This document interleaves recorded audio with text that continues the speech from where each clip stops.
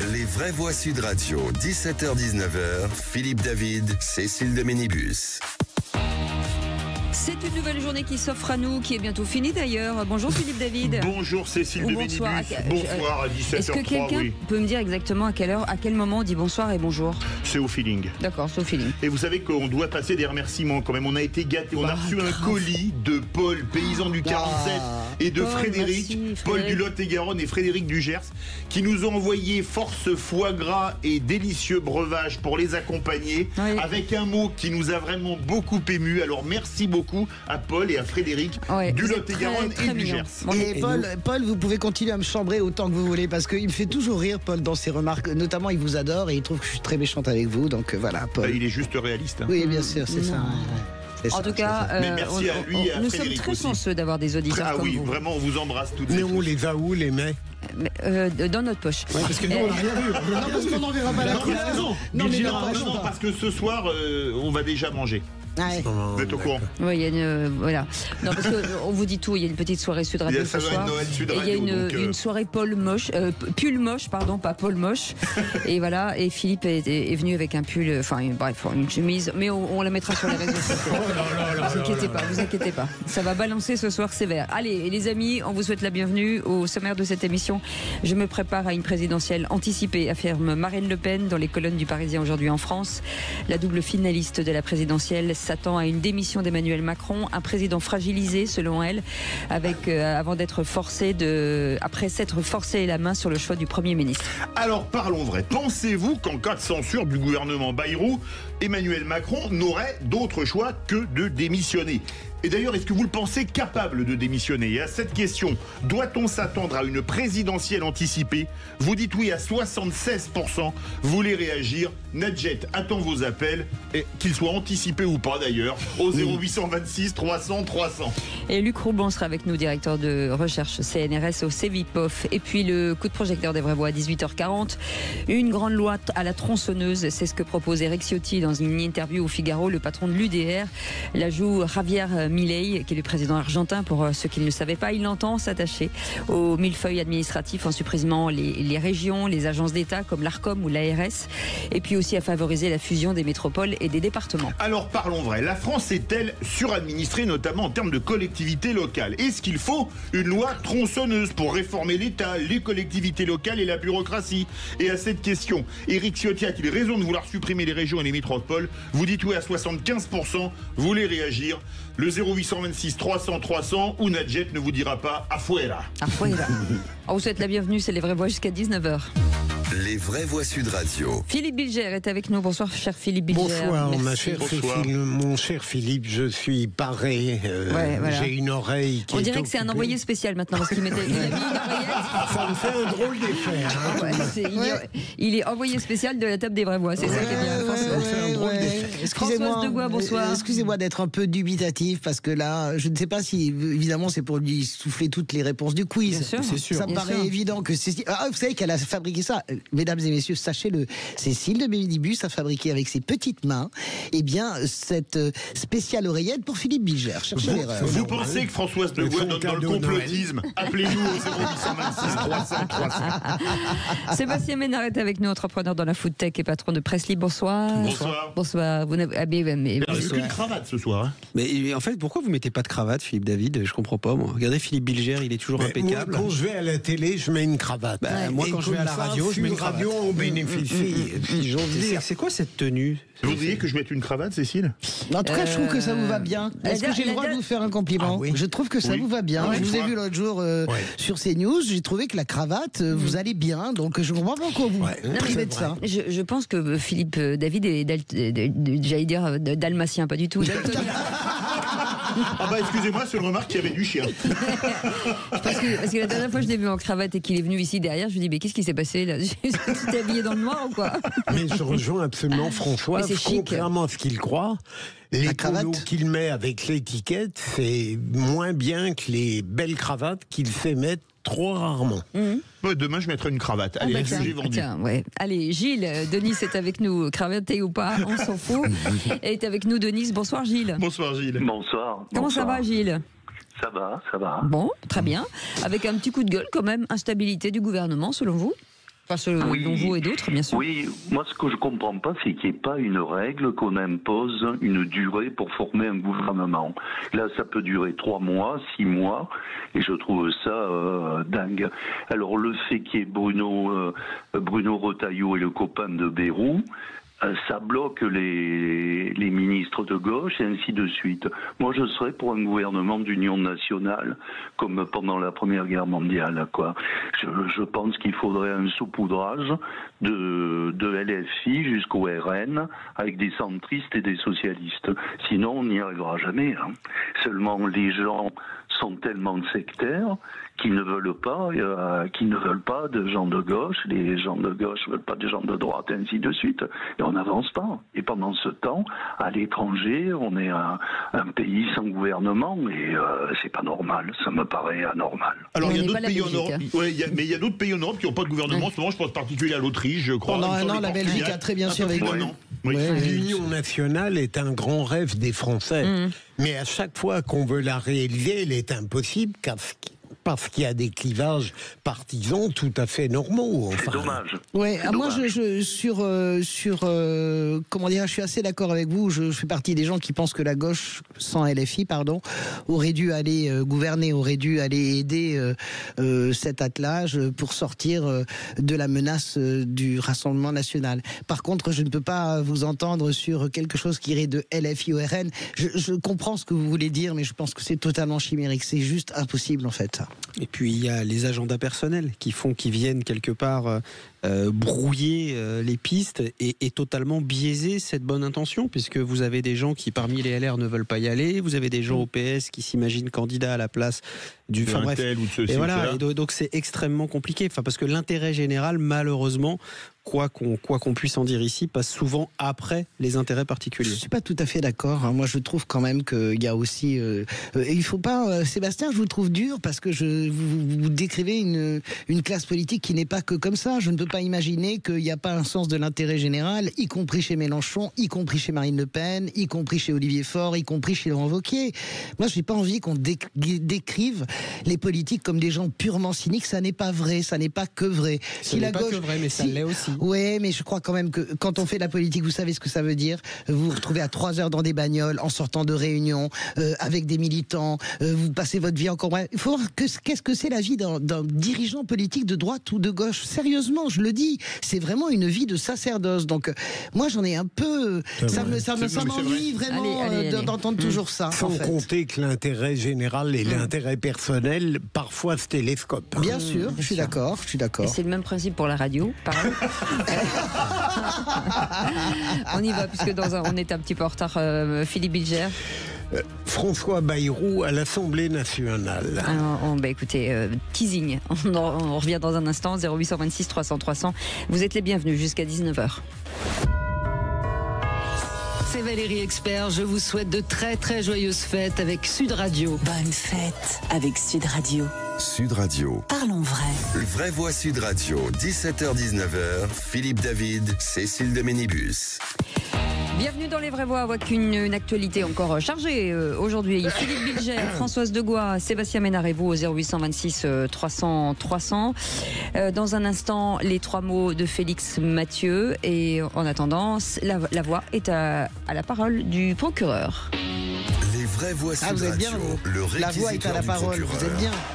Philippe Bilger. Et c'est un réquisitoire sur François Bayrou dans l'hémicycle, un réquisitoire à charge ou à décharge, monsieur le procureur? Plutôt à décharge, parce que j'ai beaucoup de compréhension pour lui. Évidemment, il s'est fait nommer Premier ministre, il attendait ça pratiquement depuis beaucoup d'années de sa vie politique, et en l'écoutant à l'Assemblée nationale, j'ai, comment dire, sans être offensant, je ne veux surtout pas parler de Joe Biden comme le Benjamin Lucas l'a fait, mais je l'ai senti mal à l'aise, très préoccupé par son oralité, parce qu'il était très fatigué, il a parfois eu une expression maladroite, pour ne pas dire plus, et donc je l'ai vu de manière presque pathétique par certains côtés, c'est-à-dire que le Bayrou qui va sur les plateaux médiatiques, il rencontre des journalistes qui connaissent sa difficulté à parler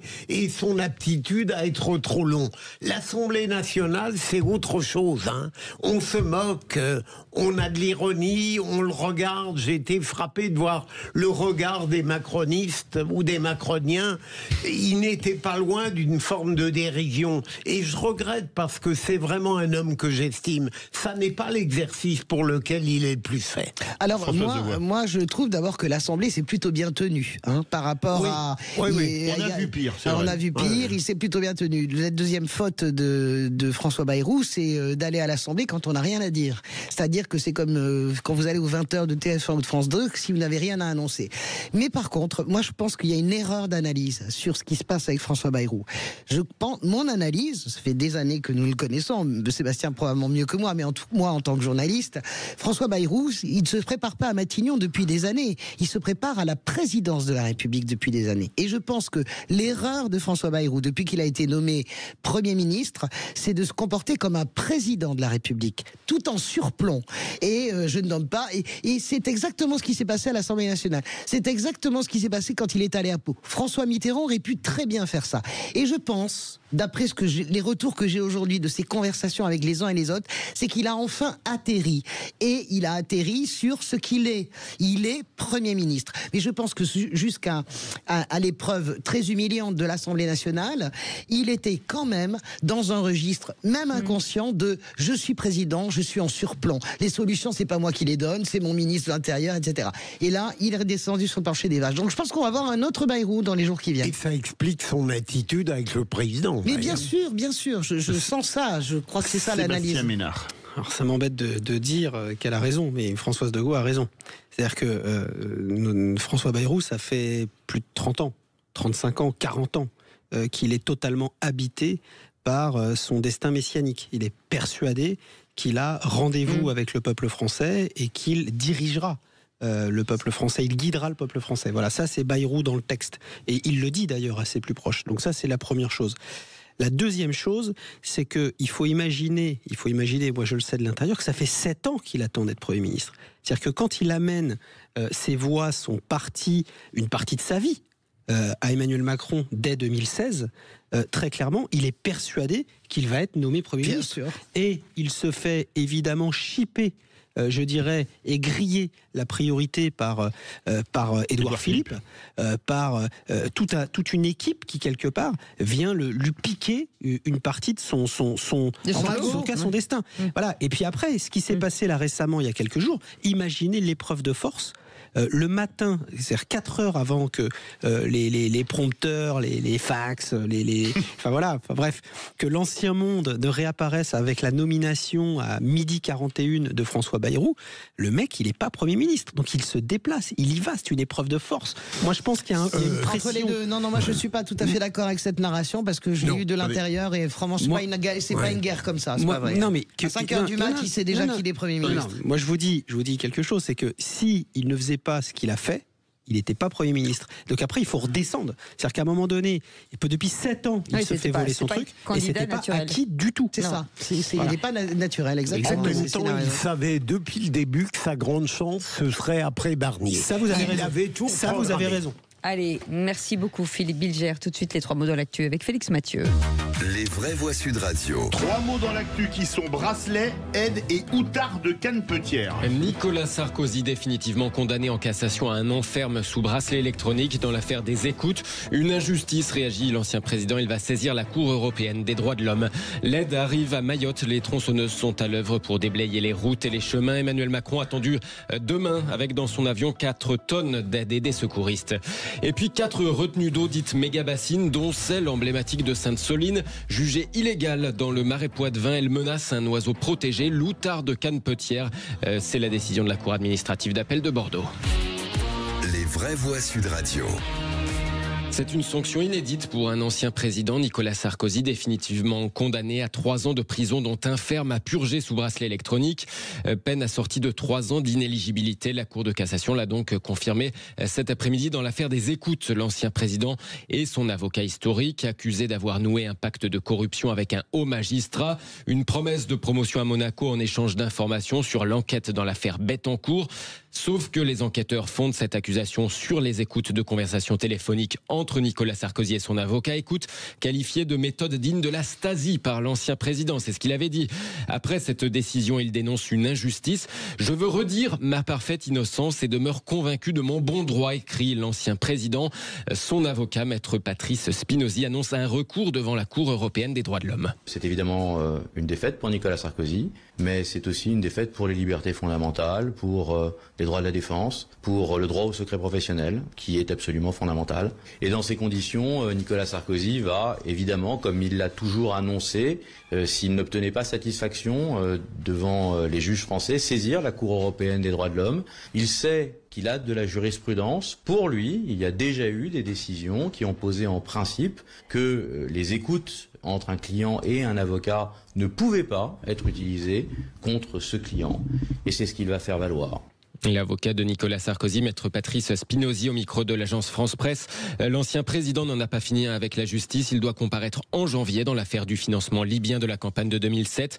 Puis il va défendre l'année prochaine aussi, dans le courant de l'année prochaine, son pourvoi en cassation contre sa condamnation dans l'affaire Big Malion. Philippe Bilger. Je ne suis pas d'accord avec Patrice Spinozzi qui hier a bénéficié d'un entretien dans le Figaro, si je me souviens bien, où il a repris la même argumentation. Il oublie qu'il y a une exception dans les échanges entre l'avocat et son client, en l'occurrence un autre nom que Nicolas Sarkozy, c'est lorsque l'échange permet de caractériser une infraction. Oui, c'est implacable. Philippe Bilger tout à l'heure rappelait hors antenne qu'il a lu l'arrêt, et l'arrêt est tout à fait limpide. Moi, je pense que c'est très humiliant pour Nicolas Sarkozy. J'ai écouté quelqu'un qui disait il s'y attendait, mais il n'était pas préparé. C'est-à-dire que il s'y attendait évidemment, mais quand ça vous tombe dessus, il faut rappeler quand même qu'est-ce que c'est le bracelet électronique. C'est pas simplement de la complaisance. Le bracelet électronique, c'est que vous êtes incarcéré à la maison. C'est-à-dire que vous devez passer 90% de votre temps chez vous, vraiment à bonne distance du boîtier qui relaie votre présence. Et si jamais vous n'êtes pas là, et ben ça sonne. Donc ça veut dire que c'est une privation très lourde, c'est une humiliation terrible pour Sarkozy. Une humiliation en tant que chef d'État, ancien chef d'État, humiliation par rapport à sa famille politique. On voit bien qu'il pèse de moins en moins sur sa famille politique. Humiliation aussi par rapport à Emmanuel Macron, dont son aura a vraiment faibli. Donc vraiment, c'est une fin de carrière et surtout les nuages qui s'amoncellent avec le procès libyen qui arrive. On n'a pas beaucoup de temps. Pardon. Non, je vais faire rapide. C'est triste, c'est dommage et c'est inutile. Allez, deuxième Inutile, mot. Pourquoi inutile ? En fait, je pense que la France a besoin d'autre chose que de clouer au pilori un ancien président de la République. Contrairement à ce que dit Françoise de Gois, il reste aujourd'hui l'une des figures tutélaires de la droite française. Il n'a jamais été aussi influent. Il a jamais été aussi influent qu'actuellement. Ah ben non. Pardon. Allez, deuxième mot, l'aide qui commence à arriver à Mayotte. La vie reprend tant bien que mal après une première nuit sous couvre-feu. Mesure mise en place, le couvre-feu pour assurer la sécurité, éviter les pillages, notamment sur les points de ravitaillement après le passage meurtrier de ce cyclone Chido. L'aide arrive, les routes commencent donc à être déblayées. Emmanuel Macron est attendu demain sur place à Mayotte avec dans son avion 4 tonnes d'aide et des secouristes. Alors selon les chiffres officiels mais qui sont provisoires, malheureusement le cyclone a fait 22 morts et 1373 blessés. Mais malheureusement, je le disais, les autorités craignent en réalité un bilan beaucoup plus lourd dans ce département, le plus pauvre de France. Les habitants donc qui commencent à redresser un petit peu leurs habitations avec les moyens du bord au milieu des tôles. Troisième mot, Outarde de Cannes-Petière. La justice déclare illégale 4 bassines d'irrigation, dont celle de Sainte-Soline. Celle qui avait cristallisé l'attention dans les Deux-Sèvres, vous en souvenez sans doute, la méga bassine comme l'appellent ses opposants qu'on avait vu face à la police dans des affrontements en plein champ il y a quelques mois. Eh bien, la Cour administrative d'appel de Bordeaux juge illégales les autorisations délivrées à 4 d'entre elles, 4 réserves d'irrigation du Poitou, dont celle donc de Sainte-Soline. Illégales car elles menacent la survie d'une espèce d'oiseau protégé, l'outarde canepetière. Une dizaine d'associations environnementales avaient attaqué les autorisations délivrées par l'État pour construire et exploiter 16 retenues d'eau à usage agricole dans ce marais de Poitevin. Des associations qui ont eu gain de cause pour 4 de ces 16 retenues. Oui. Bon, en tout cas, il y a énormément de... C'est un choc quand même. Quoi ? C'est un choc parce que on en parlait avec Philippe David. Il y a quand même énormément d'entreprises aujourd'hui qui ne peuvent pas s'installer parce que tous les recours qu'on fait, etc. Parce que le marais Poitevin a été classé. Surréaliste. Écoutez, le marais Poitevin, c'est une splendeur. Il a été classé par François Mitterrand à la demande de Ségolène Royal à l'époque, ministre de l'Environnement. Il y a des. Est-ce qu'on respecte la biodiversité ou pas? Mais dans ces cas-là, je pense que les agriculteurs, la outarde va leur monter au nez. Non, il y en a 8 quand même qui sont autorisés sur 12, donc ça va. Allez. La priorité, bon, 8 sur 12, ça va. Ouais. Allez les enfants, retour sur les propos de Marine Le Pen, convaincue qu'Emmanuel Macron pourrait jeter l'éponge. Elle se dit prête en tout cas pour une présidentielle anticipée. Philippe. Alors parlons vrai. Pensez-vous qu'en cas de censure du gouvernement Bayrou, Emmanuel Macron n'aura d'autre choix que la démission? Et d'ailleurs, le pensez-vous capable de démissionner? Et à cette question, doit-on s'attendre à une présidentielle anticipée? Vous dites oui à 75%. Vous voulez réagir? Le 0826 300 300. Et Luc Robin est avec nous, directeur de recherche CNRS au CEVIPOF, au centre de recherche de Sciences Po, et auteur d'un livre aussi, on en parlera tout à l'heure. Est-ce que finalement, cette présidentielle anticipée, est-ce qu'on est dans la politique fiction? Oui, bonsoir. Écoutez, non, je crois pas. Je pense qu'on est dans une situation extrêmement instable et tout peut arriver. On en parle avec vous au 0826 300 300 et nos vraies voix du jour. Soyez les bienvenus. Sud Radio. Sud Radio. Parlons vrai. Parlons vrai. Sud Radio. Les vraies voix Sud Radio. 17h-19h. Philippe David, Cécile de Ménibus. Vous avez demandé les vraies voix, les voici en forme autour de cette table, en rond, des garçons, des filles, des gens qui ont des choses à dire, d'autres moins.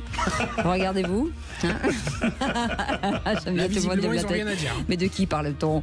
Philippe Bilger est avec nous aujourd'hui, pour notre plus grand plaisir, Françoise de Gaulle aussi, et Sébastien Ménard avec Philippe David. On est ensemble jusqu'à 19h tout de suite.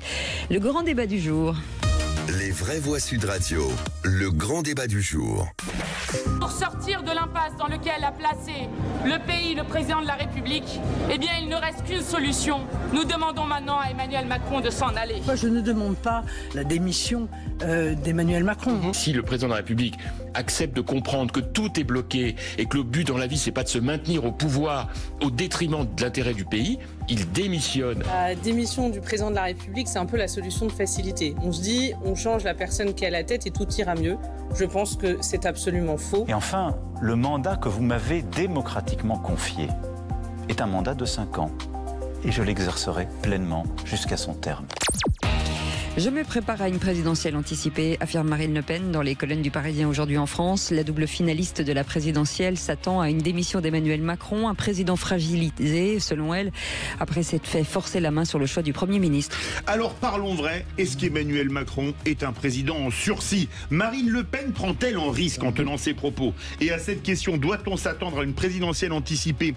Vous dites oui à 75%, vous voulez réagir? Le 0826 300 300. Notre invité Luc Rouban est avec nous, directeur de recherche CNRS au CEVIPOF, le centre de recherche Sciences Po, et puis auteur de ce livre, Les ressorts cachés du vote RN aux presses de Sciences Po. Bonsoir, merci d'être avec nous en direct sur Sud Radio. Philippe Bilger. Je voudrais rapidement, alors que ça pourrait durer toute l'heure, tellement c'est intéressant, distinguer plusieurs niveaux. Le mien, si j'étais complètement libre, évidemment, ça ne me gênerait pas que Emmanuel Macron parte maintenant.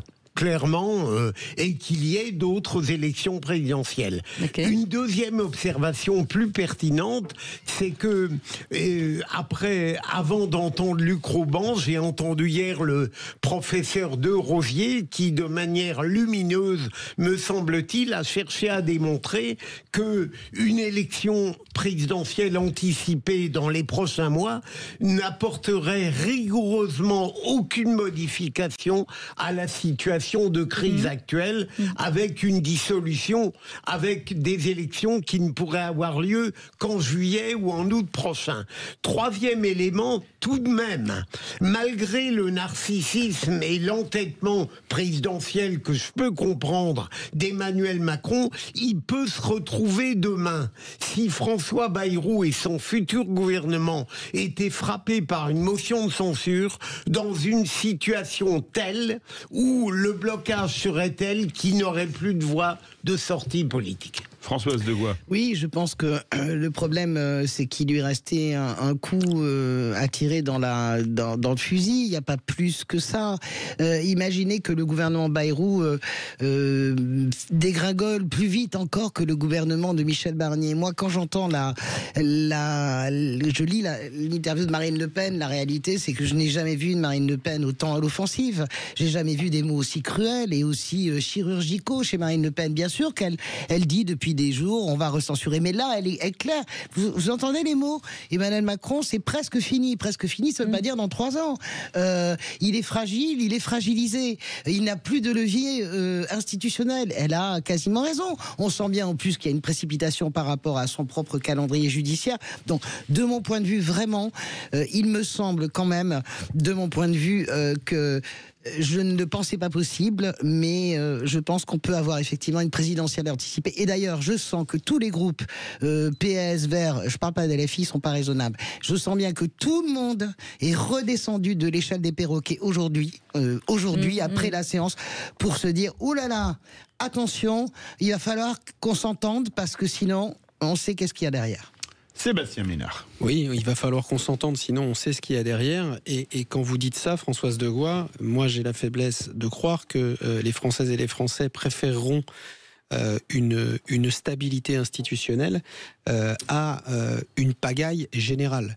On assiste, en tout cas depuis des mois, à une pagaille parlementaire au sein de l'Assemblée nationale, une pagaille gouvernementale, parce que le spectacle auquel... C'est désolant. Bah oui, enfin, en tout cas, il est désolant, il est tout sauf rassurant, et encore une fois, on n'a pas besoin de ça, quoi. Enfin, je rappelle que moi, je suis j'ai ma casquette d'entrepreneur, je sors d'une réunion syndicale avant d'arriver jusqu'à la radio. Enfin, les gens sont inquiets. Les gens sont inquiets, et même, je dirais, des leaders syndicalistes dans mon petit monde à moi, hein, ça vaut ce que ça vaut, mais ils ne souhaitent pas cette pagaille-là. On est d'accord sur pas grand-chose, pour être tout à fait clair, politiquement parlant en tout cas. Ils m'ont d'ailleurs souhaité une belle émission, je pense qu'ils nous écoutent et je les salue. Et on les salue. Mais ce que je veux dire, c'est que les gens, à la fin de la fin, je pense que on souhaite en tout cas, pas plein succès à François Bayrou, mais on souhaite en tout cas à François Bayrou et à son gouvernement de trouver des solutions pour les Françaises et les Français. Et le temps de la présidentielle viendra. Et Bayrou, d'autres, Édouard Philippe, Marine Le Pen, Jean-Luc Mélenchon, je ne sais qui, tout le monde sera susceptible quelque part de candidater à cette fameuse candidature. Mais je ne crois pas, moi, au grand soir, en fait. J'y crois pas. Voilà, je n'y crois absolument pas. Et c'est pas souhaitable. Luc Rouban, vous êtes avec nous, directeur de recherche au CEVIPOF, auteur du livre « Les ressorts cachés du vote RN » publié aux presses de Sciences Po. Est-ce que si Emmanuel Macron ne veut pas démissionner, il tiendra jusqu'à avril 2027, puisque, à part l'article 68, rien ne peut le forcer à la démission? Écoutez, ça me paraît quand même difficile, parce qu'effectivement, si on parle d'élection présidentielle, tout dépend du moment de cette élection. Effectivement, l'anticipation, des élections anticipées, si elles ont lieu avant le délai qui permet de dissoudre à nouveau l'Assemblée nationale, effectivement, ça ne résoudrait absolument pas la question. Donc il faudrait au moins attendre, je dirais, juin-juillet 2025 pour qu'une élection présidentielle puisse s'associer à de nouvelles élections législatives qui pourraient offrir une majorité peut-être relativement convenable à un nouveau président ou à une nouvelle présidente. Donc il y a un problème de moment, si vous voulez. Il y a 2 choses dans cette affaire. Il y a effectivement, comme le disait un de vos interlocuteurs, un de vos intervenants, un vrai problème d'inquiétude et d'exaspération des Français, que ce soit les particuliers, que ce soit les entrepreneurs, que ce soit tout le monde d'ailleurs, vis-à-vis de cette situation d'incertitude, notamment en matière fiscale et en matière budgétaire. Donc là, il y a un vrai problème, on ne peut pas rester dans l'incertitude. La France, c'est quand même un grand pays. Les marchés financiers nous observent. Notre note a déjà été dégradée par les agences de notation. Ça peut avoir aussi quand même des effets très concrets sur le coût du crédit et sur le fonctionnement, je dirais, de l'économie française. Donc là, il y a un vrai problème de fond. Donc il y a un problème d'urgence de stabilisation. Maintenant, si cette stabilité n'est pas assumée ou assurée, il n'est pas certain que François Bayrou réussisse à assurer cette stabilité. Il y a ensuite un deuxième problème qui est celui du jeu politique autour de l'instabilité. C'est-à-dire qu'on voit bien que Marine Le Pen se dit dans le fond, nous, on ne veut pas voter la censure, mais dans le fond, on attend de voir si notamment le Parti Socialiste va se détacher ou pas du nouveau Front Populaire, va soutenir Bayrou ou pas, ou s'ils vont rester dans le nouveau Front Populaire et voteront une censure. Auquel cas, dans le fond, le petit jeu, c'est dans le fond de faire porter le blâme de l'instabilité aux autres et d'en profiter. Donc il y a un jeu aussi politicien qui est très malsain autour de cette, je dirais, de cette espèce de poker, de cette table de poker autour de la stabilité ou de l'instabilité de la situation politique française. Donc il y a tout ce petit jeu-là, donc il faudrait quand même un jour ou l'autre qui s'arrête. Et moi je rappellerais que quand même, et c'est quand même là le fond aussi de l'affaire, c'est qu'il y a quand même une logique des institutions de la Ve République. Et quand on voit la pratique, disons, gaulienne ou gaulliste des institutions, c'était très clair. Si le président de la République est désavoué par les électeurs, d'une manière ou d'une autre, il doit remettre son mandat en question. Et là, on n'est plus dans cette logique de la Ve République. On est dans quelque chose de différent. On n'arrive pas à qualifier, c'est pas la 4e non plus, et c'est quand même là le fond de l'affaire. Donc il y a eu beaucoup de, si vous voulez, il y a une distorsion de la 5e, il y a un jeu politique autour de l'instabilité, et effectivement, il y a une grande incertitude sur finalement le résultat de tout ça. Et au bout du compte, ce qu'on peut craindre, c'est qu'à la fin, les Français finissent par se rattacher à la première solution autoritaire qui viendra. Vous pensez qu'il faut des présidentielles anticipées ou vous pensez que non, il a été élu jusqu'en 2027, il doit rester jusqu'en 2027 ? Venez témoigner au 0826 300 300. Philippe Bilger. Luc Rouban, croyez-vous à une double influence dont j'ai entendu parler, en tout cas pour l'une d'elles déjà sur Sud Radio, qui pourrait inciter Emmanuel Macron à partir contre son gré? La première, celle des milieux d'affaires, puisqu'il semble tout de même qu'à l'heure actuelle, et depuis quelque temps, il commence à être très très inquiet devant la tournure des choses. Et la seconde influence, c'est celle politique du bloc central qui, paraît-il aussi, commencerait un petit peu à se lasser de ce président qui, sans qu'il le veuille, bien sûr, place la France en état d'instabilité et d'insécurité et pourrait le lâcher. Luc Rouban. Je pense effectivement qu'il y a des pressions, enfin disons au moins indirectes, qui viennent des milieux économiques et du patronat. Il y a aussi des pressions effectivement au sein du bloc central parce qu'ils doivent penser aussi à leur avenir politique, parce qu'Emmanuel Macron de toute façon au maximum ne sera plus président après 2027. Donc là, il y a de vraies questions. Mais inversement, Emmanuel Macron peut jouer aussi sur un autre registre qui est celui de la situation internationale et de l'accumulation des dangers sur le plan international, que ce soit la guerre en Europe avec l'Ukraine, que ce soit la situation au Moyen-Orient, etc. Donc c'est assez compliqué. Donc après, oui, effectivement, tout dépend de ce qu'il a l'intention de faire. Mais c'est vrai que Emmanuel Macron est toujours resté, si vous voulez, dans une logique qui n'était pas tellement une logique politique, qui était plutôt une logique managériale de patron d'entreprise, se disant, dans le fond, j'ai un mandat, je l'exerce, et puis à la fin de mon mandat, je m'en irai. Donc évidemment, c'est pas tout à fait la même logique, c'est une logique plutôt privative, c'est pas une logique, je dirais, politique ou institutionnelle habituelle. Et là, effectivement, on a toujours ce problème de décalage, c'est-à-dire le macronisme qui n'est pas finalement, qui est une forme d'antipolitique, en quelque sorte, avec les autres partenaires, enfin les opposants politiques qui vous disent, non, la politique c'est pas ça, la politique c'est écouter aussi les citoyens et aussi notamment les forces économiques. Gilles est avec nous, Gilles de Nice. Bonsoir Gilles, qu'est-ce que vous en pensez vous souhaitez une présidentielle anticipée ou pour vous ça ne change rien, vous qui souhaitiez un gouvernement d'union nationale? Oui, alors moi je pense que Macron, comme une moule qui s'accroche à un rocher, c'est un narcisse, il restera jusqu'au bout. Si on le force pas à partir, je vois que LFI a essayé par l'Assemblée nationale, ils n'ont pas réussi.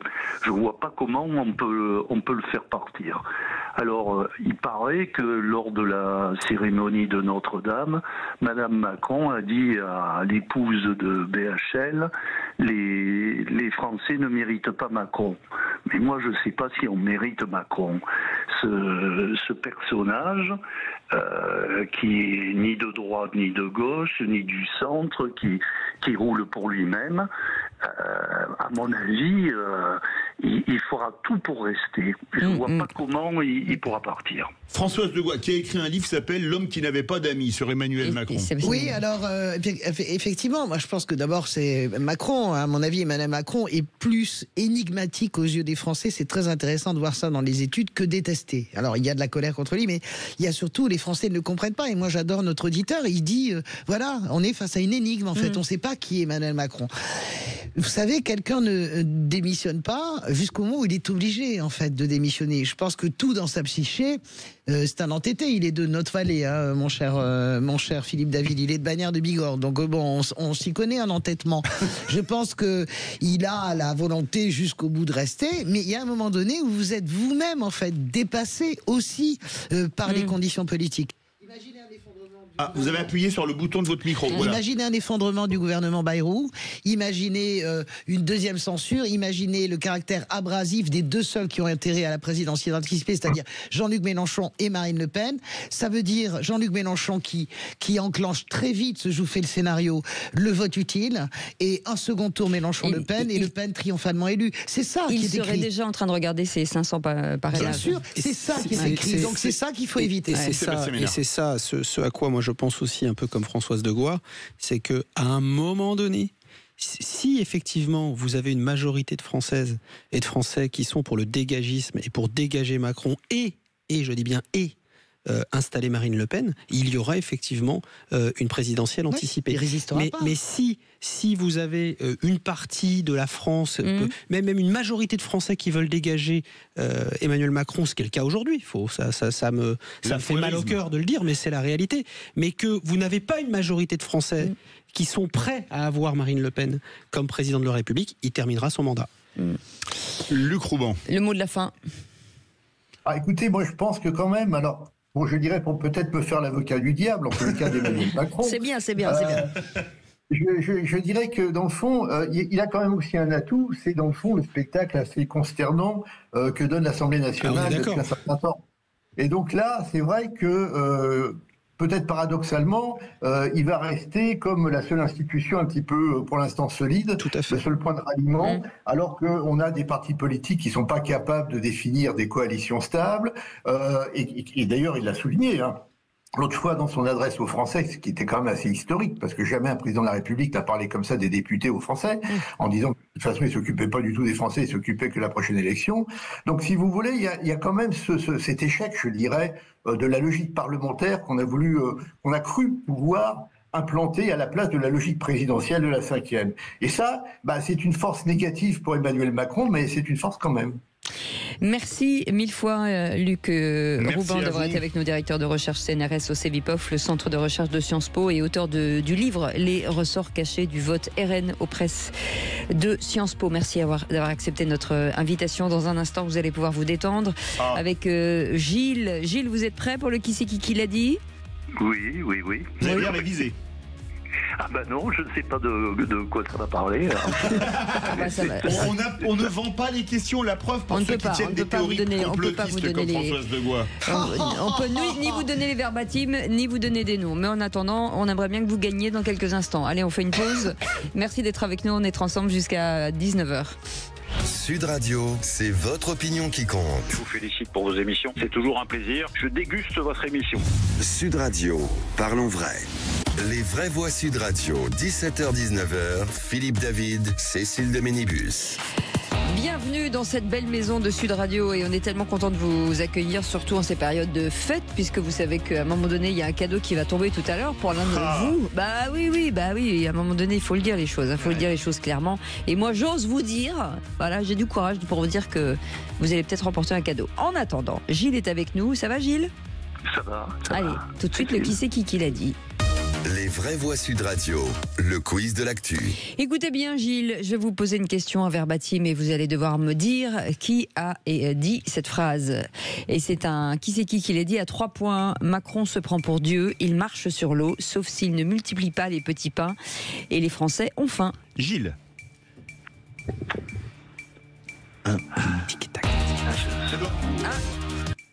Mathilde Panot? Non. On part. Là, je Non. sais pas, je vois pas. C'est un chef de parti. Ouais. Ah bah Olivier Faure. Non. Non. Marine. Non. Bah Jean-Luc Mélenchon. Barbella. Non. Bah Jean-Luc Mélenchon. Laurent Wauquiez. Non. Chenu. Non. Barbecue. Roussel. En même temps. En même temps. Oui, en même temps. Non, il a gagné, il a gagné. Philippe Bilger a gagné. Mon cher Maxime, qui est un arbitre impartial. Pour moi, c'est Philippe Bilger. Bravo, c'est ça. Fabien Roussel, secrétaire général du PCF. D'être honnête. On les a tous cités quand même. Ah mais Oui. dis donc. Allez, qui c'est qui l'a dit à 3 points sur le cumul des mandats? Mettre cette question comme étant la première dans le débat public, c'était tout, sauf opportun. Gilles. Olivier Faure.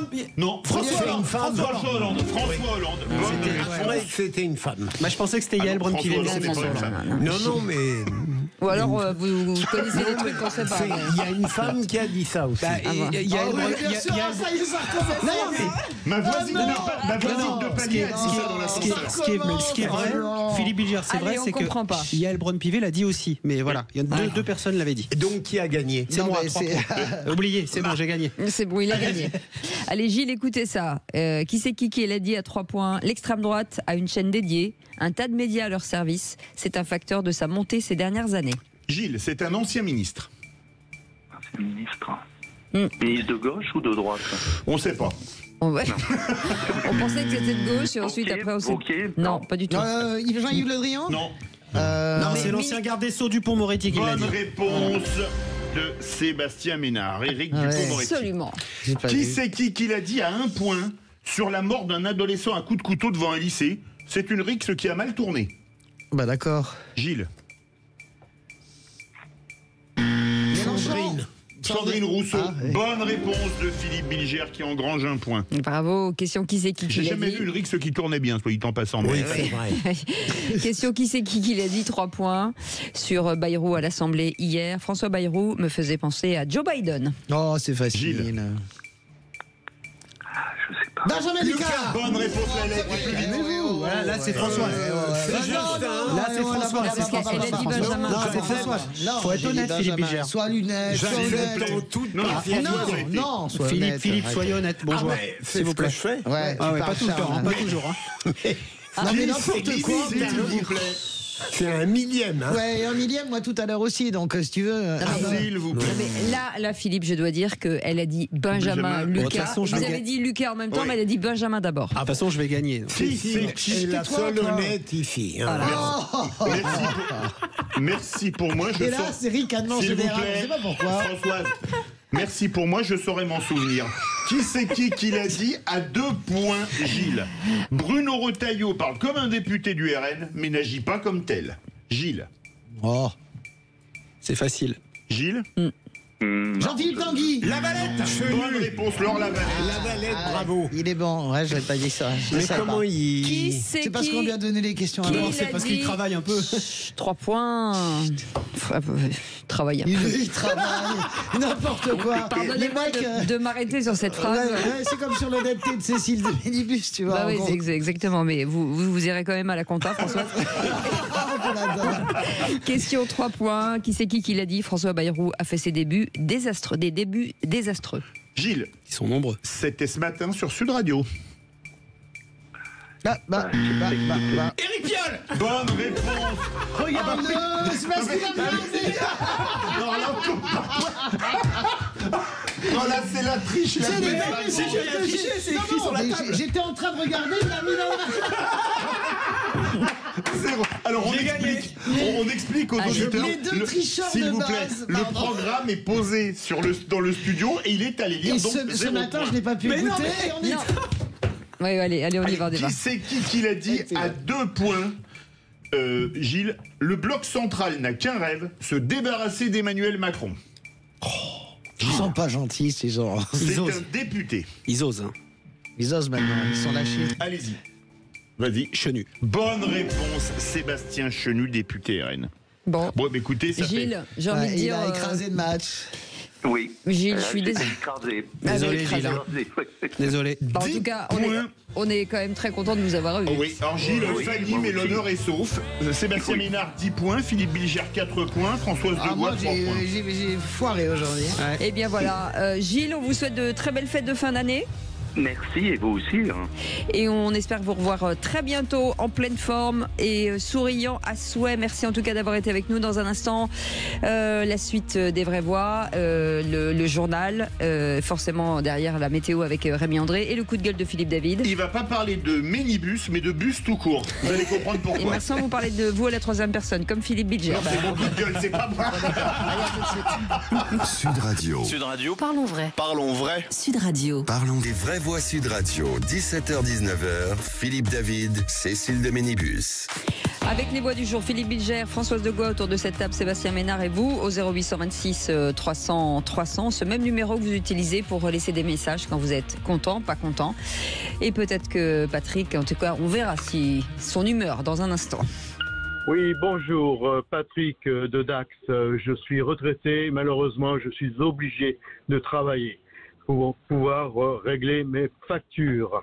Alors, toute cette classe politique qui fustige, arrête. Nous n'avons pas besoin de cela.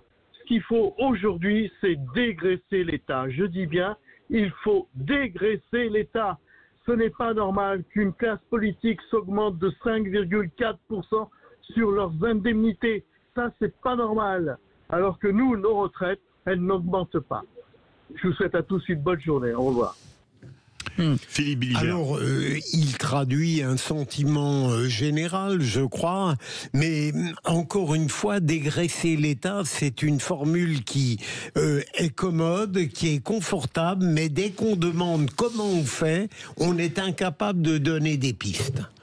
Et dégraisser l'État au moment où des services publics ont besoin de fonctionner, je sais pas. Oui, moi je pense que c'est une solution. J'entends ce que dit notre auditeur, je le comprends très bien. Il y a de plus en plus de retraités qui sont obligés de travailler, comme en Allemagne, comme dans beaucoup de pays européens, comme en Italie, etc. Donc je suis d'accord avec Philippe, ce fantasme de la tronçonneuse, mais on en parlera tout à l'heure évidemment, ce fantasme de dégraisser le mammouth. Vous avez vu, tous les services publics sont à l'os. Vous allez dégraisser comment à l'hôpital? Comment vous allez dégraisser même à l'éducation nationale? Comment vous dégraissez dans la police? Comment vous dégraissez dans la justice? Donc ça me paraît complètement, comment dirais-je, à la rigueur, illusoire. Philippe David. Non mais ça me paraît illusoire en fait. Illusoire. Sébastien Ménard. C'est certain que sur un certain nombre de missions publiques dites régaliennes, qui quelque part adressent le quotidien des Françaises et des Français, que ce soit, vous l'avez dit, l'éducation, la santé, la sécurité, ça paraît compliqué. Voilà. Après, ce que pointe du doigt un certain nombre il se passe d'autres choses quand même. Non mais on est d'accord, j'allais y venir. J'allais y venir. Vous avez ce que pointe du doigt probablement notre auditeur, c'est effectivement ce que vous dites, Cécile, tous ces comités Théodule, toutes ces délégations ministérielles, interministérielles, tous ces chapeaux à plumes qui quelque part coûtent un pognon de dingue et permettent effectivement. Oui, il semblerait, Cécile, que effectivement que ça ne vienne pas faciliter les choses et que ça ne vienne pas nourrir le débat public et ça ne vienne pas évidemment améliorer la vie des Françaises et des Français. Allez, 0826 300 300 dans un instant, Philippe David. Oh, je vais pousser un coup de gueule dans une ville pour laquelle j'ai une affection particulière, Toulouse. Aïe. Allez, petite pause, on revient dans un instant. Merci en tout cas d'être avec nous tous les jours jusqu'à 19h. À tout de suite. Sud Radio. Sud Radio. Parlons vrai. Parlons vrai. Sud Radio. Parlons vrai. Les vraies voix Sud Radio. 17h-19h. Philippe David, Cécile de Ménibus. Ils scrutent l'actualité tous les jours pour vous. Ils lisent énormément, font des rapports de 12 pages par information régulièrement que nous corrigeons bien entendu avec Philippe David avant l'antenne. Philippe Bilger, Françoise Degois, Sébastien Ménard. On pourrait leur donner une note, mais bien, ça serait bien au-dessus de la moyenne en tout cas. 20 sur 20. Oh, gentil ça. Non mais la vanité, tout n'est que vanité. Ménard, c'est pas possible. C'est vraiment, c'est incroyable. Philippe David qui fait écrire ses papiers par d'autres gens. Oui, bien sûr. Non, allez, tout de suite le coup de gueule de Philippe David. Les vraies voix Sud Radio. J'ai pas le droit de te toucher. Alors tu sors, allez. Bon, allez, tu descends avant que je... Tu descends vite, tu descends très vite. Ah, pourquoi tu descends pas? Tu descends très vite, là. Là. Non, mais c'est pas de violence, je peux pas faire ça. Là. Mais non, qu'est-ce que c'est ça? monsieur, je suis désolée. Oh non, non, Non, mais qu'est-ce que... c'est les enfants qui ont une passé, qui crachent sur les chauffeurs. Alors tu dégages. Ah oui. Tu dégages. Là, Allez. je te baiser ta mère la pute. Voilà. Comme d'habitude, je vais remettre le clocher au milieu du village, un village qui est aujourd'hui encore une grande ville puisqu'il s'agit de la plus belle ville du monde, Toulouse. Pourquoi Toulouse? Parce que la vidéo virale que vous venez d'entendre se passe dans un bus de la Ville Rose où un chauffeur demande à une racaille, vu son vocabulaire et son comportement, ce n'est pas une injure mais un qualificatif, de sortir du bus qu'il n'a évidemment pas payé, les honnêtes gens qui eux payent et les contribuables étant là pour ça depuis des années. Le voyou refusant de sortir, le conducteur le bouscule vers la sortie, et je le comprends totalement, suite à quoi le gamin frappe le chauffeur dans le dos avec ces mots « Nique ta mère la pute, je vais la 1, ta mère la 1, je me tends 1, ta mère la 1, je m'en bats les 1 ». Vous avez entendu des propos probablement lus dans le livre Anthologie de la poésie française, écrit par Georges Pompidou. Le maire de Toulouse, Jean-Luc Moudin, qui a apporté son soutien aux chauffeurs. On n'en attendait pas moins, mais le commentaire le plus surprenant vient du leader des Verts à Toulouse, Régis Godec, qui a cru bon de commenter le soutien du maire par ces mots, je cite. Comme les syndicats de Tisséo, je considère que les moyens de médiation doivent être renforcés pour protéger les chauffeurs et résoudre les conflits. La posture de M. Moudin qui est irresponsable et démagogique. Ainsi donc, pour que des gamins, ils doivent avoir 11 ou 12 ans, payent leur bus et ne crachent pas sur les chauffeurs qui leur demandent de payer, il va falloir payer des médiateurs. En extrapolant, il va falloir en mettre dans tous les magasins pour les clients qui ne voudraient pas payer, et pendant qu'on y est, dans les salles de classe pour que les élèves qui envisagent de taper leur prof qui leur a mis une mauvaise note ne passe pas à l'acte. Le chauffeur qui vient de perdre sa mère et n'était probablement pas en état d'entendre ses propos sur sa maman est convoqué par sa direction pour un entretien disciplinaire. Je souhaite bien évidemment qu'il ne subisse aucune sanction, comme j'aimerais que les parents du voyou soient convoqués par la police, vu le comportement de fraudeurs violents et injurieux de leur progéniture. Je crains le pire pour le chauffeur. C'est véritablement une des plaies de la France, c'est que dans toutes les institutions, les autorités légitimes, lorsqu'il y a un problème, sont obligées de justifier. Il va être sanctionné, je fais le pari saumâtre qui va l'être. Ce sera scandaleux, franchement. Non, je pense qu'il ne le sera pas, moi. Ce n'est pas possible de l'être. Après, le chauffeur, il commet une erreur, c'est de pousser le môme. Il ne faut pas faire ça. Bah, s'il ne veut pas sortir, il faut bien le faire sortir. À un moment donné, tu fais autrement. Ça, c'est la faute qu'il commet, mais je n'enlève rien de ça. Et je n'excuse absolument pas le comportement lamentable de cette bande de merdeux. De racailles, de merdeux. Oui, mais de merdeux plutôt. Mais de racailles, mais c'est pas une injure, là, c'est un qualificatif. Oui, enfin, vous savez très bien ce que vous y mettez dans racaille. C'est des merdeux, voilà, c'est ni. En plus, ils s'auto-alimentent entre eux, ils parlent comme des charretiers, voilà. Et donc, moi, je comprends tout à fait Moudin, je soutiens tout à fait ce chauffeur. Le bémol que je mets, mais qui ne doit pas du tout que les gens mettent parce qu'ils regardent ça, on touche pas des mômes, quoi. De toute façon, voilà, on est chauffeur, on ne bouscule pas des mômes, on ne fait pas ça, voilà. Mais, il n'en reste pas moins vrai qu'il ne doit pas être sanctionné et que Moudin a raison, vraiment. Sébastien Ménard. Je suis partagé parce que vous avez effectivement... En même temps. Non, mais je suis partagé parce que quand j'écoute Françoise, elle a raison, on bouscule pas des gosses, même si sur le fond, je pense que le chauffeur, il a complètement raison de pas se laisser faire, il a complètement raison de leur demander de sortir. Voilà, non, mais je suis d'accord avec ça. Et en même temps, à force quelque part de tout le temps surprotéger les jeunes, que ça soit des merdeux, des racailles Canada Dry, etc. On s'en fout. En fait, ce qui est chiant, c'est que qu'est-ce qu'il peut faire d'autre en fait? Et il peut faire rien. Là, il peut rien faire d'autre. Sinon, il éteint son bus. il s'enferme, il appelle la police, etc. Bah oui. Et il emmerde, pardonnez-moi, tous les usagers et tous les passagers, etc. Il ne faut pas porter la main sur des mômes. Voilà, je te le dis, c'est juste. Ils ont quel âge? Mais c'est. Je pense qu'il a, à mon avis, il a 10 ans maximum. Non, mais vous avez vu comment il parle? On ne peut pas. Mais ok, bon, c'est très bien.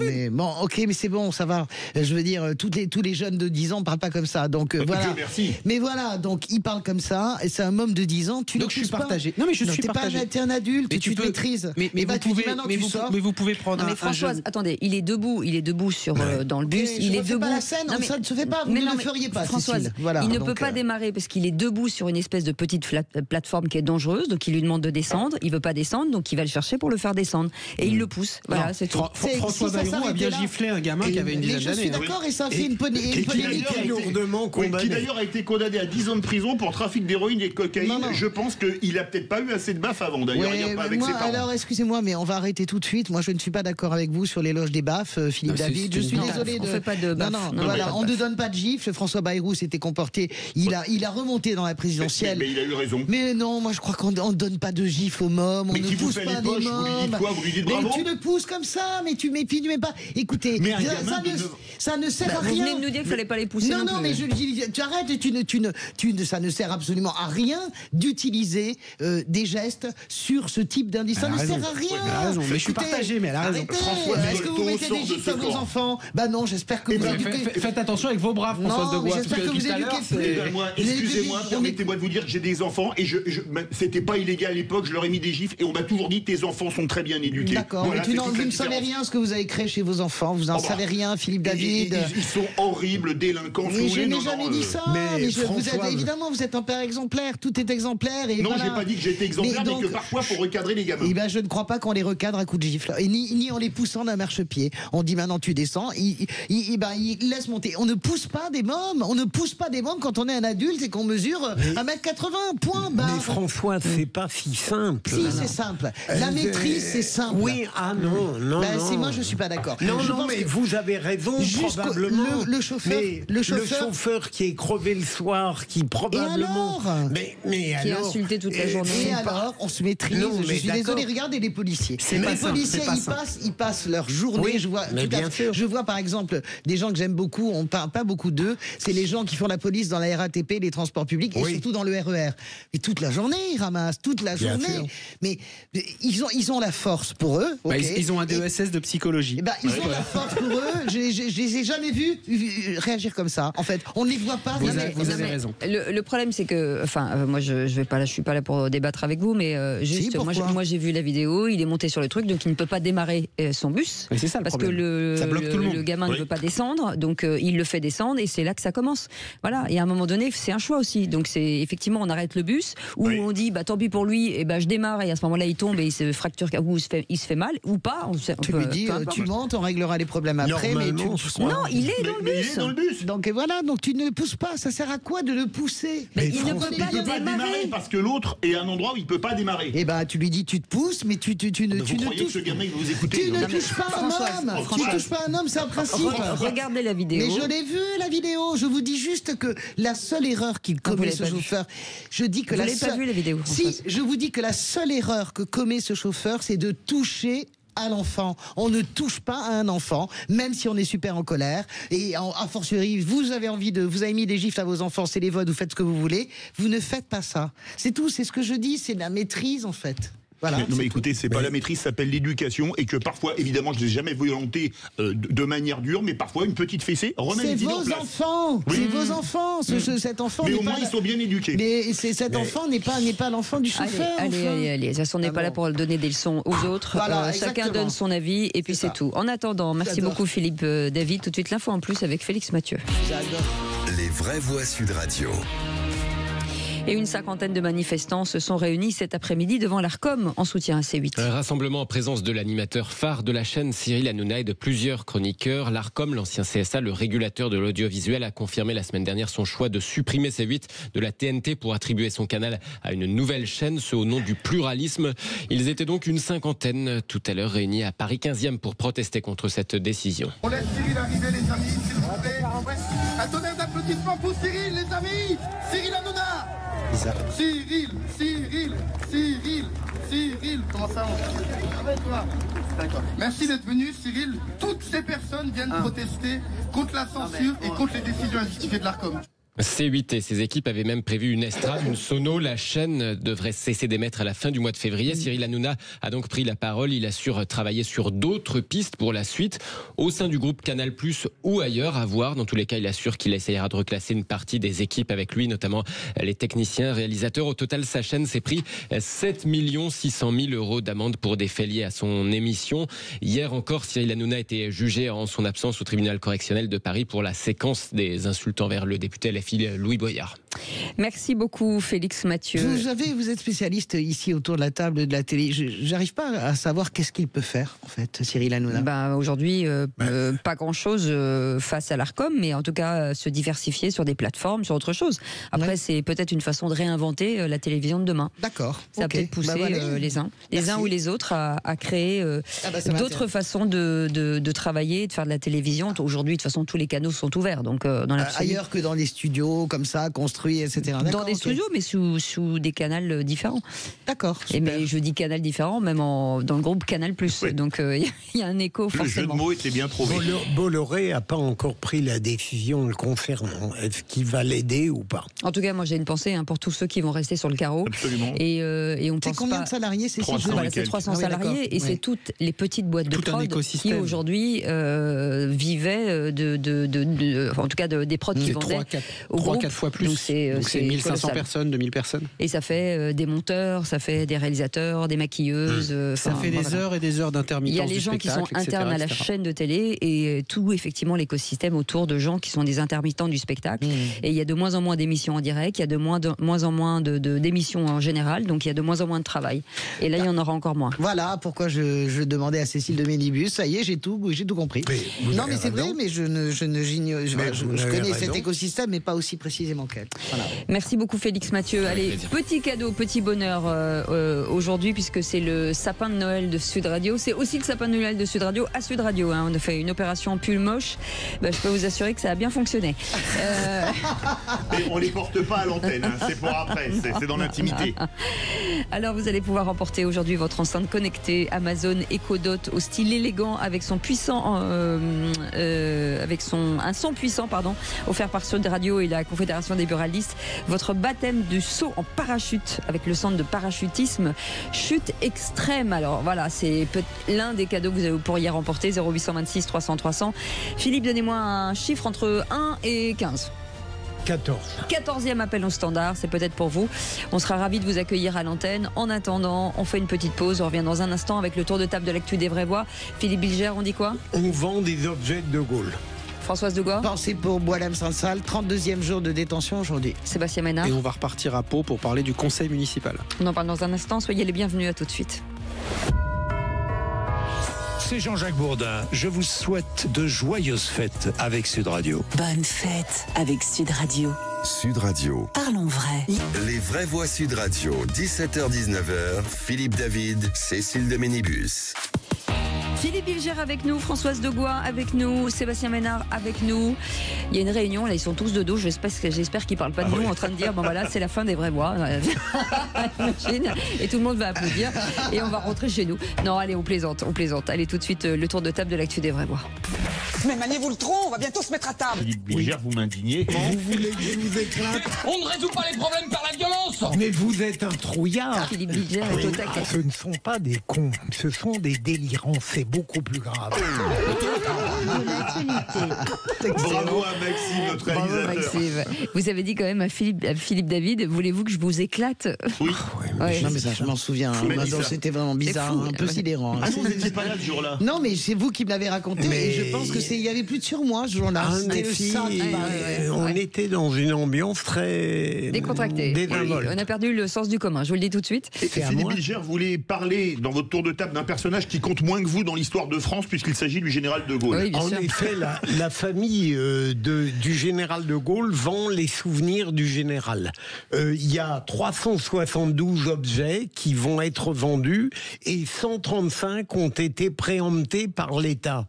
Et c'est un sujet qui pose un problème parce que, évidemment, les spécialistes disent que c'est un patrimoine qu'on ne peut pas disperser. Il faut que tous ces objets se retrouvent au même endroit et j'imagine que c'est l'État qui va, je l'espère, préempter le reste. Alors il y a notamment le manuscrit de l'appel du 18 juin qu'il a écrit à la main et la montre qu'il portait quand il était président, une montre LIP dans les années 60. Et malheureusement, on n'a plus Alain Delon. Oui, absolument. Oui, après, c'est quand même pas mal ce que va préempter l'État. Il y en a combien d'objets? Ils en ont 135. Bah, écoutez, c'est pas mal. J'espère que l'appel du 18 juin est préempté par l'État, par exemple. Sûrement. Je l'espère, parce que ça peut pas être... Après, qu'est-ce que vous voulez moi, j'ai pas ce genre de souci. Vous pouvez avoir des collectionneurs extrêmement férus et qui font très attention. Regardez ce qui se passe avec Napoléon, par exemple. Et très respectueux. Et très respectueux. Ce qui se passe avec Napoléon, avec des gens qui sont fous de Napoléon dans le monde entier et qui achètent régulièrement le bicorne, etc. Donc je n'ai pas dans le monde des collectionneurs, ça me gêne beaucoup moins en réalité. C'est pas qu'un monde des affairistes, c'est un monde aussi. Je pense que celui qui achète la montre de la montre de De Gaulle, je pense qu'il va la garder comme la prunelle de ses yeux. Mais elle va être dans un coffre-fort plus qu'à son poignet. Voilà, l'appel du 18 juin. En revanche, je pense que vous avez raison. Il faut que ça appartienne à l'État. C'est l'histoire de France en fait. Oui, pour moi c'est l'histoire de France, ça fait partie du patrimoine matériel des Françaises et des Français.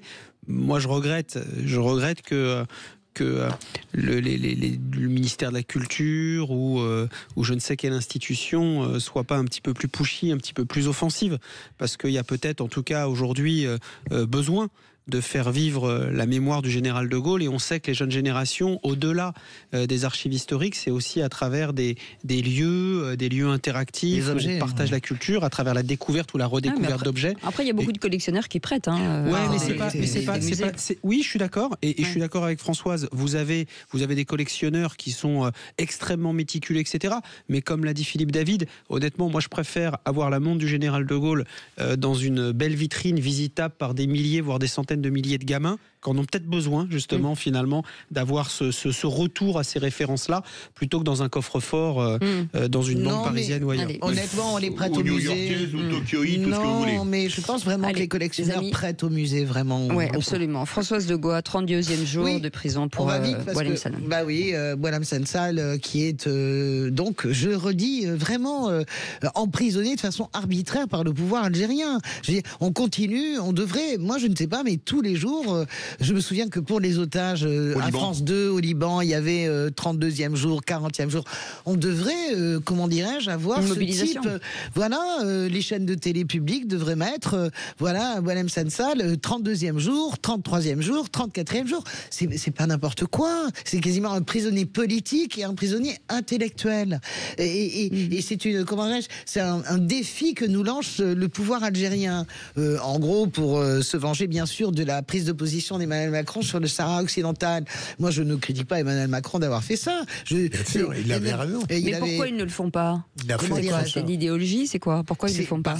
Ils ne font pas quoi? France Télé vous dit que, par exemple, des grandes chaînes de télé aujourd'hui. Mais je ne sais pas, parce qu'ils pensent que ça les intéresse pas, parce que c'est probablement de l'idéologie, parce que ils ont le sentiment qu'ils seraient pris, qu'ils heurteraient peut-être une partie de la sensibilité. Moi, je vois des trucs absolument abominables passer sur Twitter, y compris de militants politiques de la gauche radicale, sur Boualem Sansal, sur Daoud Koutab, etc.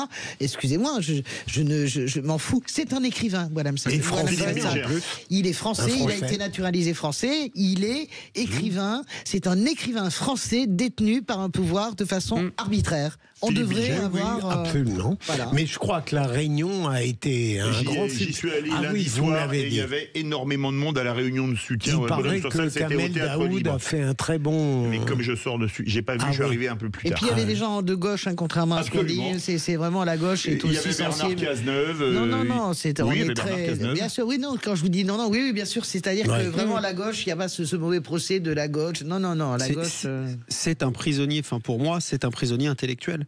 On est même au-delà du prisonnier. Un peu politique. Mais on est au-delà du prisonnier politique parce que il incarne. C'est le projet politique de l'intéressé, ses convictions. À la limite, on s'en fout. Mais c'est tout ce qu'il représente, tout ce qu'il a pu écrire. C'est quelqu'un qui incarne cette liberté de penser. Et cette liberté de penser aujourd'hui, elle est embastillée. Sébastien, vous avez aussi vous la parole. Vous voulez revenir sur ce conseiller municipal palois qui a un peu chahuté François Bayrou. Ah oui, alors c'est une spéciale dédicace parce que je vois donc cette vidéo un peu virale où effectivement vous avez un conseiller municipal d'opposition de la gauche solidaire et sociale, c'est comme ça que ça s'appelle à Pau, et qui effectivement interpelle François Bayrou en lui disant mais qu'est-ce que vous faites là, c'est quoi ce show, ici on n'a pas besoin de show, ici on n'a pas besoin de vous, votre place elle n'est pas là, monsieur le maire, monsieur le Premier ministre, votre place elle est à Mayotte, il faut aller à Mayotte. Alors j'étais assez étonné en fait que un conseiller municipal lambda. Alors il s'avère qu'en plus le nom je le connaissais puisque c'est le frère d'une amie et il s'appelle Tunday Sijli. Voilà. Et je dis à ma copine, je dis mais tu le connais? Elle me dit bah oui, c'est mon frère. Je dis mais comment a-t-il osé? Elle me dit en fait c'est quelqu'un qui est plutôt réservé, quelqu'un plutôt timide, mais il a vu cette espèce d'attelage médiatique déferler sur Pau, etc., etc. Et à un moment donné, tout le monde lui-même était persuadé que le conseil municipal serait probablement ajourné, annulé, etc. Parce que c'est un cas de force majeure ce qui se passe à Mayotte. Déjà, le fait d'être nommé Premier ministre, c'est quelque chose de totalement exceptionnel, probablement dans la vie d'une personnalité politique. Mais quand on ajoute à ça l'actualité, la double actualité qui est très compliquée, former un gouvernement, c'est extrêmement compliqué. D'ailleurs, Bayrou va y répondre dans le cadre du conseil municipal. Mais la tragédie qui se joue à Mayotte, effectivement, aurait tout à fait pu excuser François Bayrou. Donc voilà, donc je n'imaginais pas, clairement, qu'un petit conseiller municipal, entre guillemets, d'opposition de la cité paloise puisse interpeller de la sorte l'édile, à savoir François Bayrou. Mais j'ai été aussi agréablement surpris du calme de François Bayrou dans sa réponse. Et quelque part, c'est vrai qu'en écoutant Françoise de Gois qui me dit que le mec est tellement haut et parti de tellement loin qu'on est encore dans cette phase où il était dans cette phase où il n'avait pas complètement atterri, et quelque part je suis un petit peu plus indulgent ce soir que je ne l'étais au visionnage de ses premières images. Ouais, Philippe Bilger. Oui, non, mais je n'ai pas vu la scène, mais ça ne m'étonne pas, et il y a des... Face à François Bayrou, il n'y a pas besoin d'être courageux parce que je ne l'ai jamais vu véritablement s'énerver dans une réponse. Non, mais vraiment, c'est assez intéressant de voir la personnalité qu'est François Bayrou. Et je disais tout à l'heure en rigolant, à quoi on voit qu'il n'a pas compris qu'il était nommé Premier ministre, mais président, et que maintenant, à mon avis, il est en train d'atterrir, puisqu'on sait qu'il a amené sa liste à Emmanuel Macron ce soir, sa liste. Il a enfin compris le job. Je pense qu'aller au conseil municipal de Pau, vous savez qui aurait pu faire ça? Je pense que François Mitterrand, par exemple, aurait pu avoir ce type d'attitude, une sorte de fait du prince, je suis avec les gens de mon pays, de la terre, etc., pendant que mon ministre de l'Intérieur gère Mayotte. Vous voyez, c'est là que le court-circuit s'est fait et qu'à mon avis, il est vite redescendu sur terre depuis. Mais chez lui, il n'y avait pas de mépris, chez Bayrou. Zéro mépris. Eh bien, les amis, Élodie nous attend au 0800 26 300, puisque c'est le grand sapin de Noël Sud Radio. Et bonsoir Élodie. Bonsoir. Bonsoir à tous. Comment ça va Élodie? Eh bien, très bien, fraîchement, mais tout va bien. Vous faites quoi dans la vie? Je suis responsable d'une agence d'hôtesse d'accueil. Ah, très bien. Et vous avez envie de gagner quoi, par exemple? Alors, un petit séjour dans les parcs d'attractions, étant donné que je suis dans la région toulousaine, pas trop loin de l'Espagne, ça pourrait bien me plaire. D'accord. Quoi d'autre? Mais après, plein de choses. Je suis pas difficile, en fait. Vous êtes coquette? Est-ce que vous êtes coquette? Ah oui. Ouais. Eh bien, on va regarder ce que vous avez gagné. Et vous avez remporté ce magnifique cadeau, puisque c'est 1 an de lingerie chez Etam. Un an de lingerie. C'est top, merci beaucoup. Sous forme de 12 cartes cadeaux d'un montant de 50 €. Donc vous pouvez, vous pouvez vous éclater, acheter ce que vous voulez. Il y a Philippe Bilger qui a les yeux tout ronds. Non, mais dès qu'on parle de lingerie, moi j'adore ça. C'est parfait, mais merci beaucoup, merci Sud Radio. Et je pense que vous allez aussi faire un heureux auprès de mon mari. Donc, je pense que en tout cas, le couple est comblé. Et vous allez voir, puisqu'on a regardé forcément les cadeaux, vous allez voir que la gamme est quand même très affriolante chez Etam, très jolie. C'est parfait. Je dis ça pour monsieur, il a passé un joyeux Noël lui. Quand il va lui en faire part, je pense qu'il va être ravi en effet. Merci beaucoup. Eh bien voilà, c'est un an de lingerie offert par Etam, on est très content de vous l'offrir, on vous souhaite de très très belles fêtes de fin d'année. Élodie, à très bientôt. Vous nous écoutez souvent, j'imagine? Oui, exactement, oui. Voilà, c'est une belle récompense pour nous. Très belle fête de fin d'année et on revient dans un instant, on fait une petite pause, à tout de suite. Sud Radio, votre attention est notre plus belle récompense. J'adore Sud Radio dans la mesure où, là au moins, on peut s'exprimer en direct et donner notre avis. Sud Radio, parlons vrai. Vraie Voix Sud Radio, 17h-19h, Philippe David, Cécile de Ménibus. Retour des vraies voix avec bien évidemment Cécile de Ménibus, Philippe Bilger, Françoise Degois qui pratique la politique de la chaise vide. Parce qu'on a parlé du général de Gaulle. Non, elle est partie déguster quelque chose dans la rédaction. Françoise pour manger et boire, c'est après.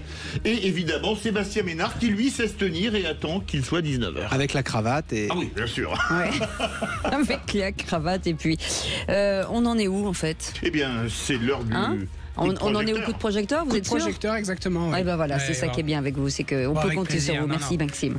Allez, on l'envoie. En revanche, on l'envoie. Ah d'accord. Maintenant okay. On y va. Les vraies voix Sud Radio, le coup de projecteur des vraies voix. Dans la série, l'État cherche désespérément de l'argent pour boucher les trous de ses finances publiques. L'État veut faire les poches des collectivités locales. On fait des économies quand c'est nécessaire et là où c'est utile pour rétablir nos comptes publics. Bercy tente de faire les poches des départements et des régions. On ne se laissera pas faire les poches. Le gouvernement doit au contraire faire des efforts supplémentaires pour nous accompagner. Ben oui, ça veut dire que l'État cherche de l'argent désespérément. Si vous avez 1 ou 2 euros, n'hésitez pas. Une grande loi tronçonneuse, c'est ce que propose Éric Ciotti dans une interview accordée au Figaro. Le patron de l'UDR l'ajoute Javier Millet qui entend s'attaquer aux millefeuilles administratives et pour supprimer les régions, les agences d'État comme l'ARCOM et les ARS. Il veut aussi favoriser la fusion des métropoles et des départements. Alors parlons vrai, vous, quels échelons administratifs souhaiteriez-vous supprimer? Est-ce que l'affouérisme est en train de traverser l'Atlantique et peut s'implanter en France? Et à cette question, Éric Ciotti a-t-il raison de vouloir supprimer les régions et les métropoles? Vous dites oui à 76%. Vous voulez réagir? Le 0826 300 300. On sent Philippe Bilger il y a un retour de Éric Ciotti avec des grandes trajectoires. Ah oui, mais au fond, ça va de pair parfois avec un simplisme politique. Moi, j'adore comment il dit ça. J'étais en train de les traiter de simplés, c'est pas mal. Mais Éric Ciotti n'aime pas la pensée trop complexe. Il le dit lui. Et donc, il n'est pas le seul à vouloir une simplification du paysage administratif. Beaucoup de gens le souhaitent, mais est-ce que c'est si facile à faire? Et si on s'engage à le faire, il faut vraiment le faire avec compétence et conscience. Je me rappelle certains, notamment lorsqu'on avait voulu régler certains problèmes avec André Valigny, il s'était plaint qu'en réalité tout ça ait été fait trop vite. Moi, je crois que sans abonder forcément dans le sens d'Éric Ciotti, eh bien, on pourrait réfléchir. Moi, en ce qui me concerne, dans ce domaine, je ne suis pas un spécialiste, mais je garderais volontiers la région. Je simplifierais, j'enlèverais les agences inutiles, mais est-ce qu'il y en a tellement que ça aussi? Donc, vous voyez, à la fois mon désir de simplification s'accorde avec mon ignorance relative. L'ignorance relative, c'est la nouvelle théorie de la relativité. Ouais. Françoise Degois. Moi, j'entends bien ce que disait Cécile, la comparaison avec Javier Millet. Ok, d'abord, on va voir comment ça finit l'Argentine. Je ne crois pas que les Argentins soient plus heureux. Je suis même sûr. Commencé, oui, ça a bien commencé. Allez, donc, moi, j'ai une partie de ma famille qui vient d'Argentine, donc je ne suis pas certaine que ce soit le grand bonheur. Ensuite, ça va dans dans le sens d'Elon Musk qui va tailler dans la bête. Enfin bon, on connaît ça par cœur. Les dernières questions qu'on a, c'est la révision générale des politiques publiques par Nicolas Sarkozy. On s'est rendu compte qu'il y avait des énormes trous dans la raquette. C'est-à-dire qu'on a essayé de réviser ces politiques publiques. On s'est rendu compte qu'il y avait des trous dans la raquette dans des services auxquels on ne pensait pas, les services vétérinaires, la police, n'en parlons pas, etc. Attention, moi je crois aussi, pardon de vous le dire, que la France, elle est forte aussi de son administration et de ses hauts fonctionnaires. C'est un héritage napoléonien. C'est d'ailleurs même l'héritage, si on faisait la vraie histoire, des mandarins et de la Chine. C'est-à-dire comment on administre un pays et pourquoi ce pays est solide. Et moi, je pense, contrairement, je vais à l'encontre peut-être de tout ce que tout le monde pense, je pense sincèrement que il y a probablement une forme de suradministration, mais que l'administration, la haute fonction publique et la fonction publique sont véritablement le squelette qui fait que ce pays, finalement, ne bascule jamais. C'est aussi la force de la France. Voilà. Sébastien Ménard. Mais il y a quand même un millefeuille administratif, enfin territorial peut-être. Ce que dit Françoise, c'est la structure administrative de la France, avec évidemment ce dont on a beaucoup parlé, mais c'est une espèce de chimère quand on parle d'État profond, etc. C'est l'État. Voilà, les préfets, l'État tient.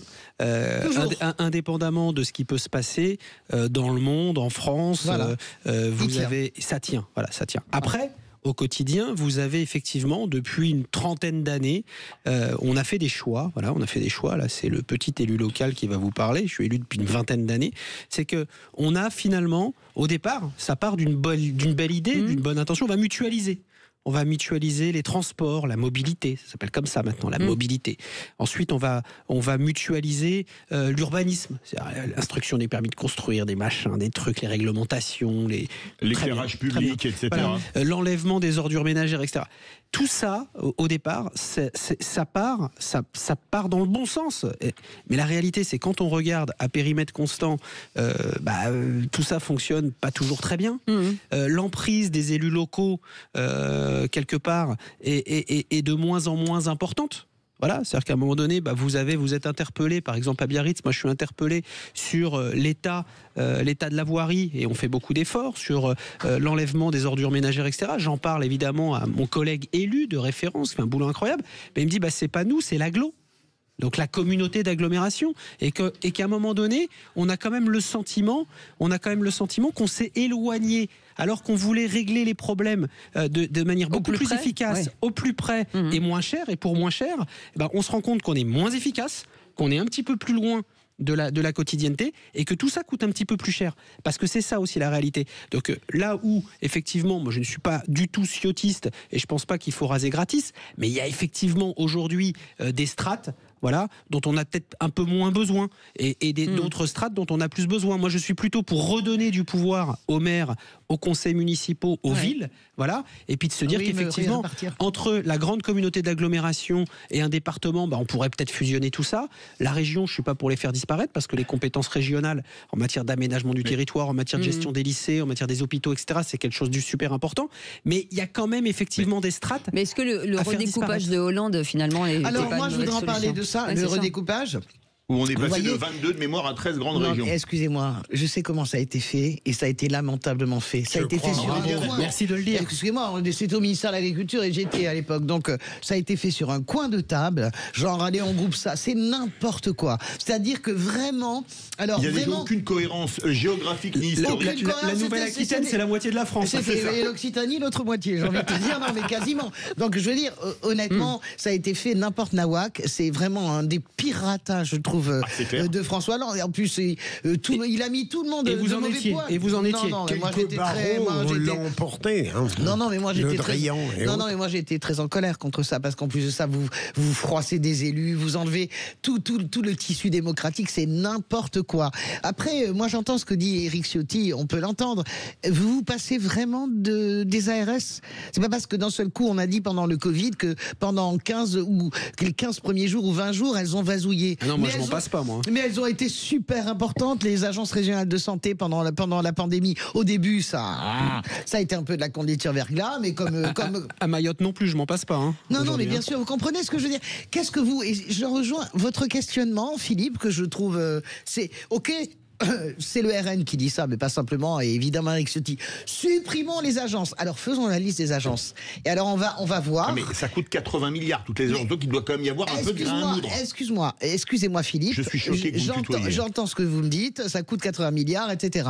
La réalité, c'est que quand on commence à rentrer dans les détails, vous vous rendez compte que ces agences participent vraiment du fonctionnement quotidien de la vie des Français. Est-ce qu'on peut faire ça? Ça, je suis un peu moins d'accord. C'est la question qu'il faut se poser. Est-ce que tu fais sans les ARS? Moi, je crois pas. Comment on faisait avant? La question, comment on faisait avant? Comment ça, comment on faisait avant? Ça a toujours existé. Mais ça a toujours existé. Je veux dire, on fait comment on faisait avant? On peut pas raisonner de la France des années 50 où il y avait 50 millions d'habitants. C'est une question pour savoir le fonctionnement par rapport à aujourd'hui. C'est comme Sarah Knafo qui vient accuser ici France Travail, par exemple, de coûter plus d'argent que LinkedIn. C'est complètement débile. 54 000 fonctionnaires, ok, sauf que en plus de ça, non, il y en a pas trop parce qu'ils participent de la formation, etc. Il y a du retour à l'emploi en France, etc. C'est n'importe quoi, vous comprenez? Et en plus, on oublie, j'arrête après, mais on oublie que les fonctionnaires, ce sont les gens aussi qui garantissent la consommation quand plus personne ne peut consommer. Mais il reste une minute. Est-ce que la question qui se pose en France, c'est pas le régalien qui est à volo, la justice, la police, l'éducation, la santé qui marche plus, alors qu'on a un nombre de collectivités territoriales et d'agences pléthoriques? Est-ce que c'est pas ça?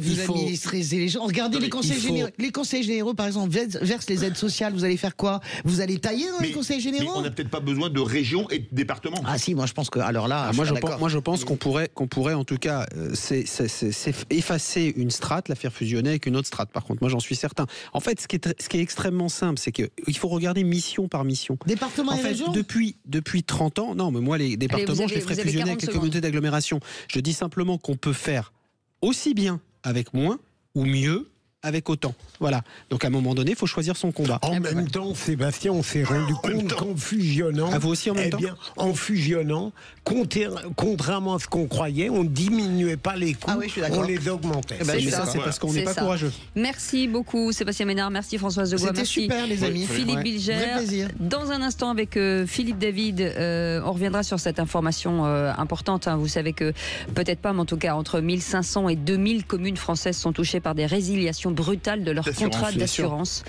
On va en parler avec des communes qui nous expliqueront comment elles font. On sait parfois plus de 375% d'augmentation. C'est dingue.